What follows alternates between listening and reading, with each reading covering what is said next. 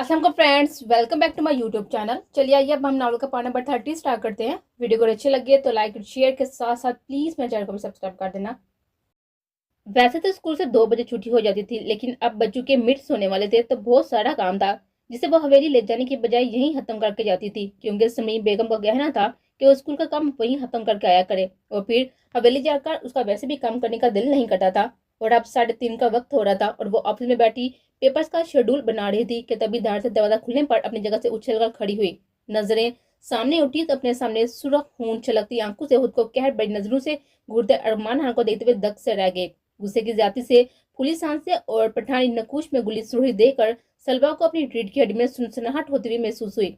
सफेद कलियों वाली फ्रॉक के साथ गुलाबी दुपट्टा गले में पहने, ब्राउन घने बालों को चुटियों में कैद किए, जिसकी आवारा लिटे चेहरे के गिर्द हाला किए हुए थी, ग्रे आंखों में खौफ और बेयकीनी लिए वो अपने सामने आतिश फिशा बने हुए अरमान खान को देखती पल के लिए साकत हुई थी।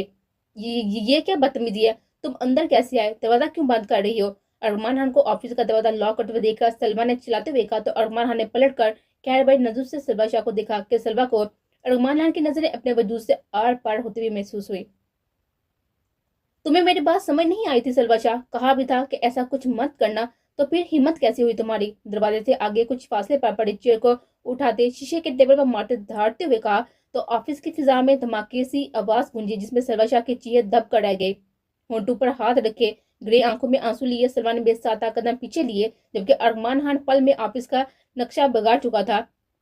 चेयर को उठाकर दीवार पर मारता, शेल्फ पर सजी ट्रॉफीज को नीचे गिराता, सलवा के ओसान हता कर चुका था। कानों पर हाथ रखती दीवार से टेक लगाई वो फटी आंखों से अरमान खान के जुनूनी रूप को देते हुए वहीं बैठते चले गए।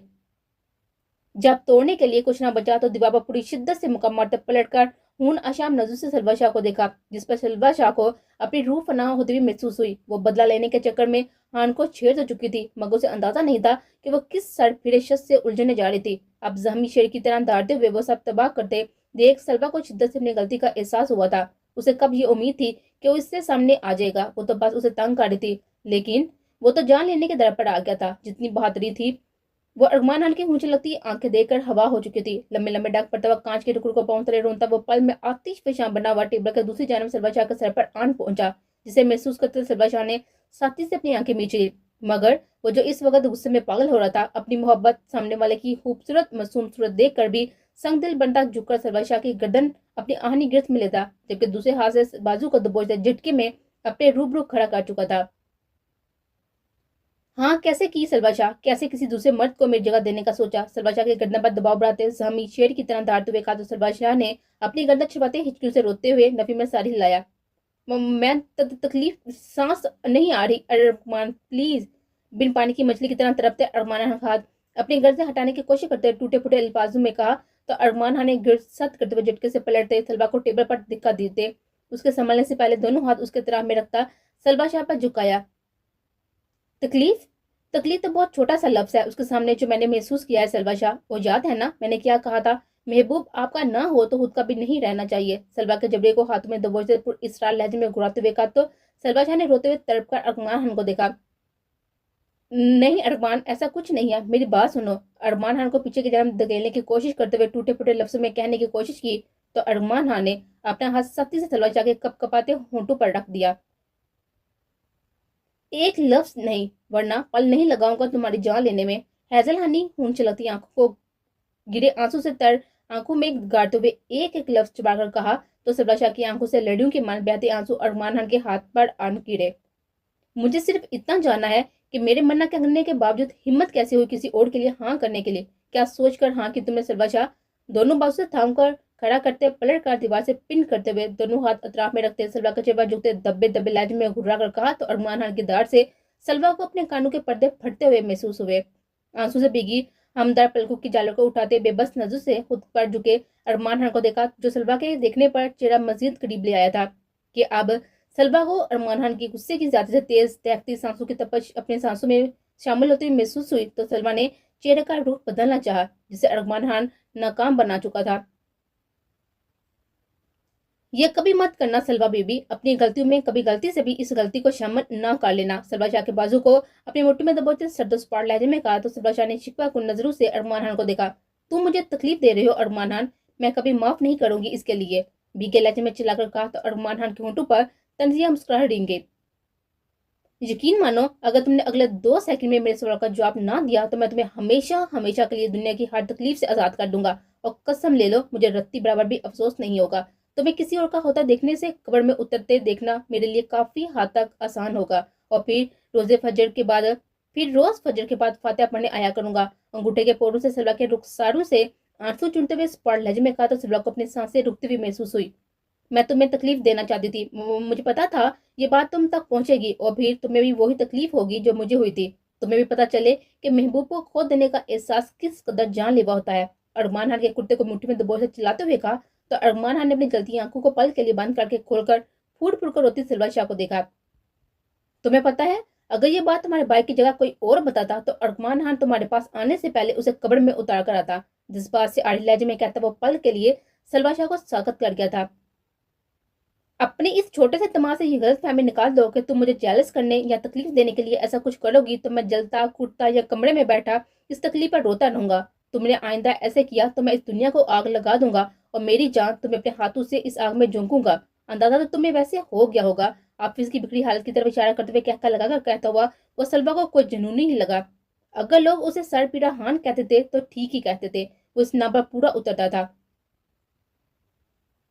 तुम्हें तो मुझसे मोहब्बत है ना? नजर अरमान खान के हुब्बू चेहरे पर टकाए स्पॉट लहजे में इस्तफसार किया तो अरमान खान ने जिंदा नजरों से सलवा शाह के चेहरे को देखा और अपने हाथ दोबारा से दीवार पर टकाते गहरी नजरों से सलवा शाह के स्पॉट चेहरे को देखा। मोहब्बत? किसने कहा कि मुझे तुमसे मोहब्बत है? तुमने सोच भी कैसे लिया कि अरमान खान तुमसे मोहब्बत कर सकता है? अरमान खान के कहने पर सलवा ने हैरत से उसकी आंखों में देखा। अगर मोहब्बत नहीं थी तो क्या वो दुश्मनी की वजह से ये सब कर रहा था? सलवा को अपनी सांसें रुकते हुए महसूस हुई, मगर अरमान खान के अगले अल्फाजों पर सलवा का दिल बेसाता दरका था। जो हर कोई कर ले अरमान खान वो नहीं करता। मोहब्बत अरमान खान का म्यार नहीं है। तुम जुनून हो अरमान खान का, इश्क बनकर रुगों में दौड़ती हो। तुम्हारी इन कांच सी आंखों में अपना अक्स देखकर मेरा दिल धड़कना भूल जाता है और जब तुम इन होठों से मेरा नाम लेती हो तो मुझे ऐसा लगता है जैसे मेरे कानों में रस घोल दिया गया हो और तुम्हारे वजूद से उठती ये खुशबू मुझे बहकने पर मजबूर करती है। तुम्हें जब से छुआ है तब से मेरा दिल इस वजूद की निर्माहटों में जज्ब होने के लिए पागल हो रहा है। तुम्हारा हुस्न मुझे इस कदर दीवाना बना रहा है कि मेरा दिल चाहता है कि दुनिया की सारी रवायतों को तोड़कर तुम्हारे वजूद के पूर पूर अपनी मोहब्बत की बारिश में भिगोड़ कर महका दूं। तुम्हारे वजूद पर अपनी जुनूनियत की छाप इस तरह छोड़ूं कि जिसे देखकर तुम्हें मेरी शिद्दतें कभी न भूले। तुम्हारे करीब आऊं तो तुम हया से मुझ में सिमटती जाओ। सद लहजे में कहते लहजा खुद पाखुद बोझल होता चला गया। गंभीर लहजे में सरगोशियां करते हुए बस सलवा शाह की जान लबू पर ले आया। अरमान प्लीज चुप कर जाए वरना मेरा दिल बंद हो जाएगा। अरमान खान के सीने पर दोनों हाथ रखते हुए पीछे की जन्नत दिक्कत देते हुए कहा तो अरमान खान जो मदोश सा आंखें बांध के अपने जज्बात बता रहा था अपनी बेख्तियारी पर हजल होता हुआ बालों में हाथ फेरते हुए कुछ कदम के फासले पर खड़ा हो गया। जिस तरह इस रिश्ते के लिए हामी बड़ी है ना, इसी तरह इस रिश्ते से इनकार करोगे। जज्बात पर काबू पाते लहजे में खाते हुए सलवा शाह ने नजरें उठाकर अरमान खान को देखा। वो जो कुछ देर पहले अच्छा खासा दमका चुका था अब अपने इजहार के बाद सलवा को फिर से शाह दे चुका था। मारना है ना मार लो, मगर मैं इनकार की सूरत नहीं करूंगी। अरमान खान की आंखों में आंखें डाले हुए होंठों पर मुस्कुराहट से आबरू झुकाकर कहा तो अरमान खान ने जबड़े बीच कर खुद पर काबू पाया। इतना तो वो जान गया था कि ये बेखौफी और हिम्मत का मुजाहरा उसकी अपनी बेवकूफी की वजह से हो रहा है। तभी उल्टे कदम पीछे हुआ तो सलमान ने नासमझी से अरमान खान को देखा। अभी वो कुछ समझती कि अरमान खान ने झटके से कमर पर बांधी पिस्टल को निकालकर अपनी कान पर रखा, जिसे देखते हुए सलमान के चेहरे की हवाइयां पल में उड़ी थी। तुम इनकार नहीं करोगी? आबरूज काका स्पॉट लाने में कहा तो सलमान शाह ने बेबसी से इस हाल भिड़े शख्स को देखा। हैजल हनी आंखों को सलमान शाह के ग्रे आंखों में गाड़ते ट्रैगर पर दबाव बढ़ाया तो सलमान ने आगे बढ़ते हुए अरमान खान के हाथों से पिस्टल पकड़कर दूर उछालते हुए पूरी शिद्दत से अरमान खान के गाल पर थप्पड़ रसीद किया तो ऑफिस की खामोश फिजा में अरमान खान का दिलकश कहकर गूंजा, तुम घटिया इंसान, कभी माफ नहीं करूंगी तुम्हारी इस घटिया हरकत के लिए, कभी भी नहीं। सुना तुमने? हाथों में सर गिराए जमीन पर बैठते फूट फूट कर रोते हुए कहा तो अरमान खान ने कंदोज का मासूमियत से आंखें पटपटाते हुए सलवा शाह को देखा। तुम्हें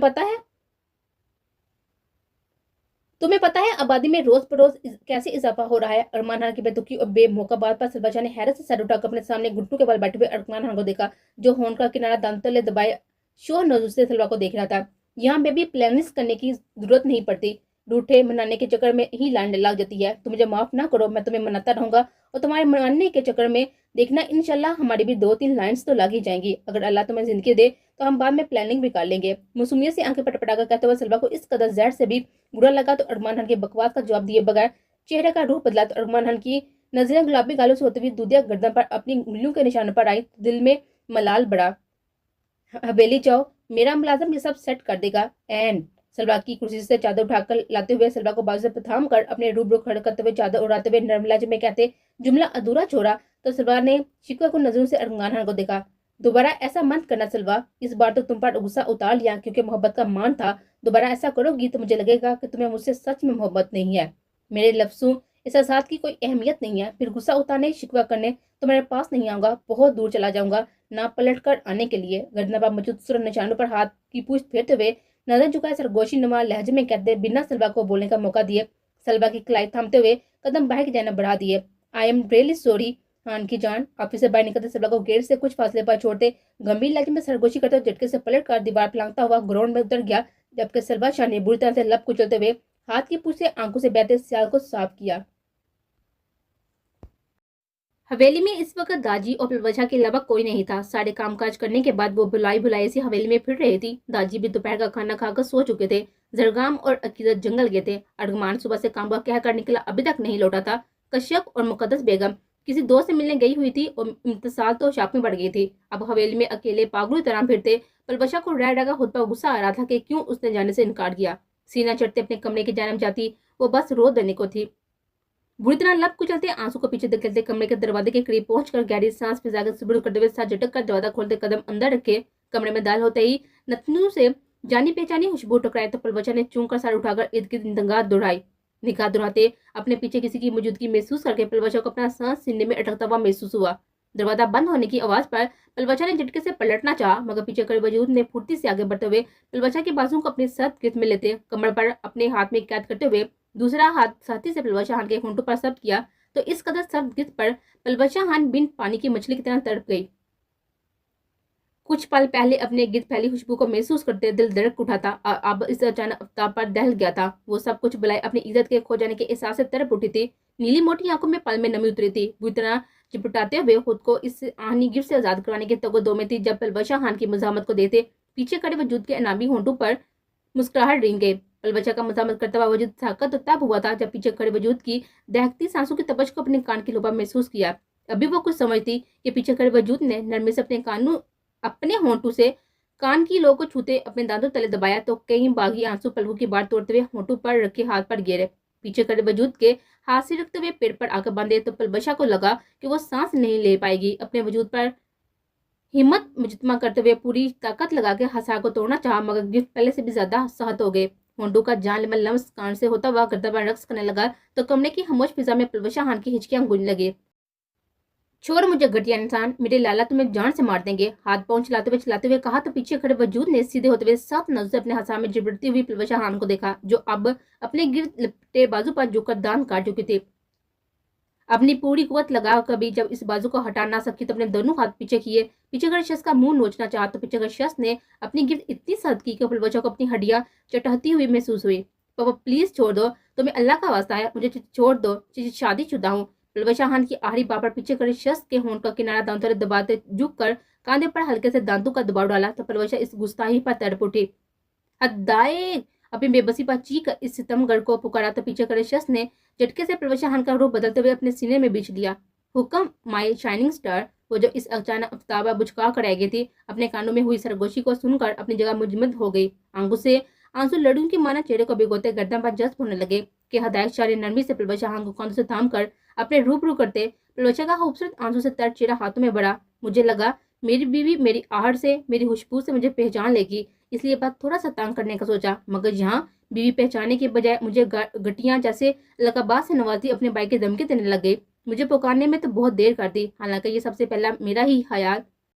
पिलवजा के आंसुओं को अपने होंठों से चूमते शिकवाकुन लहजे में कहते शिद्दत से अपने होंठ गाल पर सब्त करते अपनी बात मुकम्मल करता कि पिलवजा ने दोनों हाथ से निपट रखते हदायत शाह को खुद से दूर किया, जिस पर हदायत शाह ने नासमझी से पिलवजा की जानब देखा। अभी वो कुछ समझता कि पिलवजा का हाथ बेएहतियात उठा और हदायत शाह के गाल पर निशान छोड़ता चला गया। मुठियां बीचते हदायत शाह ने सख्ती से आंखें मीच कर खोलते सुर आंखों से अपने सामने थर थर कांपती पिलवजा खान को देखा। मस्टर्ड कलर की फ्रॉक के साथ गुलाबी आतिशी दुपट्टा लिए, चॉकलेट ब्राउन बालों को ढीले जूड़े में कैद किए जिसकी कुछ लिटे चेहरे के गिर लिपटी हुई थी। रोने के बाद सफेद रंगा में सुर्खियां गुली हुई थी।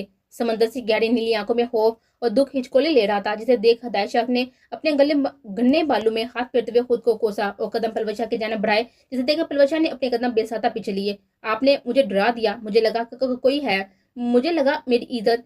हिचकी से रोती हुई हदायत शाह को मलाम की अथाह गहराई में धकेल चुकी थी। एक ही जस्ट में पलवशा के करीब पहुंचते बाजू से थामते अपने सीने में बींच लिया। माय शानी स्टार, ऐसा कभी भी मत सोचना, तुम्हारा शोहर अभी जिंदा है। हदायत के होते किसी की बुरी नजर तुम पर नहीं पड़ सकती। तो जाके हिचू से रोते हुए पलवशा खान की पीठ से लाते साथ लहजे में कहते, और में जुमला अधूरा छोड़ दे। जबड़े बीच कर अपने सीने में छुपी हुई अपनी मता जान को देखा। अब अगर तुमने रोना बंद ना किया तो फिर मैं अपने तरीके से चुप करवाऊंगा, फिर चाहे सारी रात पैकर रोते रहना।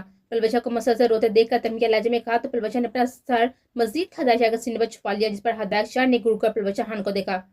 आप उसे क्या बताती कि ये रोना किस बात का है। खौफ तो तब ही खत्म हो गया था जब हदायत शाह ने शिद्दत से खुद में छुपा लिया था। ये रोना तो अपनी गलती याद करके आ रहा था। जिंदगी में किसी से ऊंची आवाज में बात तक नहीं की थी, और आज जब कुछ किया भी तो था तो डायरेक्ट हाथ ही उठाया था, वो भी किसी और पर नहीं, अपने शोहर पर। शर्मिंदगी इस कदर थी कि दिल चाह रहा था कि जमीन फटे और इसमें समा जाए, या कोई ऐसा मंत्र पड़े कि हदायत शाह की नजरों से बोझल हो जाए। हे मेरी तरफ तो देखो यार, पलवशा के कान से थाम कर अपने सामने करते हुए नरम लहजे में कहा तो पलवशा ने भीगी पलकों की झालर उठाकर नम निगाहों से हदायत शाह के जज्बे लुटाती आंखों में देखा। नजरें आंखों से होते हुए बाएं गाल पर आई तो पलवशा खान के होंठों से बेएहतियात हिचकी निकली, जिस पर हदायत शाह ने तासे से सर लाया।